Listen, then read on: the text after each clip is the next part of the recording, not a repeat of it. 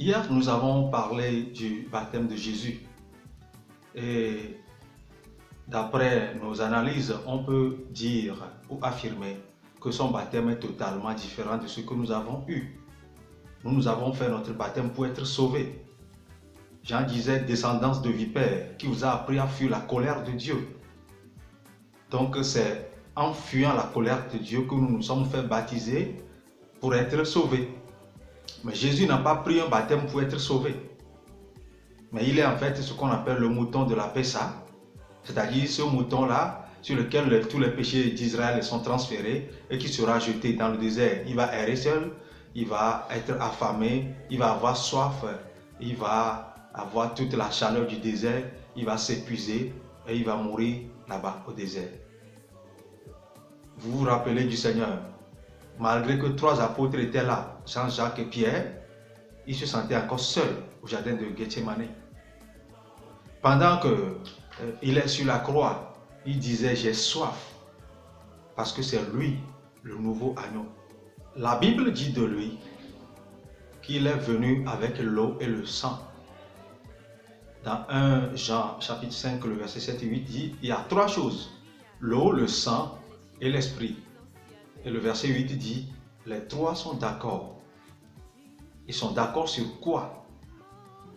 Ils sont d'accord pour agir ensemble au salut de l'humanité.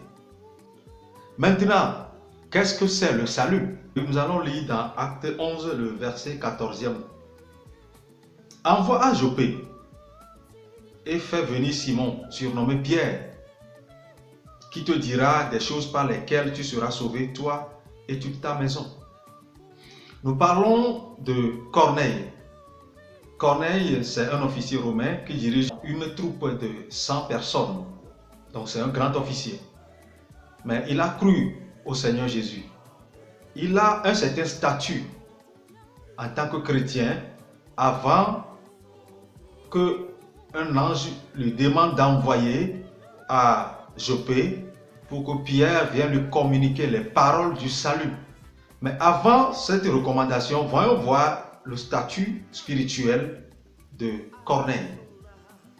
La Bible dit dans Acte 10 qu'il est pieux, qu'il a la crainte de Dieu, qu'il fait l'aumône au peuple et que c'est connu de tous les Juifs et tout le monde en témoigne. La Bible dit qu'il prie continuellement. Il a évangélisé sa famille. Toute la famille est chrétienne. Et il prie continuellement avec toute sa famille. Et un jour, Dieu même communiquait déjà avec lui par ses anges. C'est là où Dieu lui disait que tes prières et tes aumônes me sont parvenues. Envoie à Joppé pour que Pierre vienne te communiquer les paroles du salut. Quand Corneille a vu Pierre, il est tombé à ses pieds. Donc Corneille s'est honoré un homme de Dieu.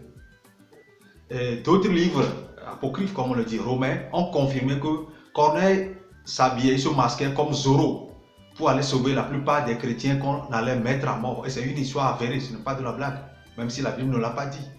Donc Corneille s'est sauvé même des gens en danger, au risque, péril de sa vie. Parce que si jamais on le savait, il allait mourir de ça. Cependant, il n'avait pas encore le salut. Pourtant, c'est ce que l'Église nous présente souvent. Prie, jeûne, tu as la vision, j'ai une vision, j'ai une prophétie. Et déjà, on est tellement grand maître de l'esprit qu'on se sent sauvé. Mais la Bible nous dit en ce moment que Corneille n'est pas sauvé. L'ange lui dit, envoie à Joppé, cherchez Pierre, il va venir te communiquer les paroles du salut. Ma dernière question c'est, qu'est-ce que c'est le salut? Que la lumière de la Pâque nous éclaire au nom de Jésus-Christ de Nazareth. Amen. Shalom.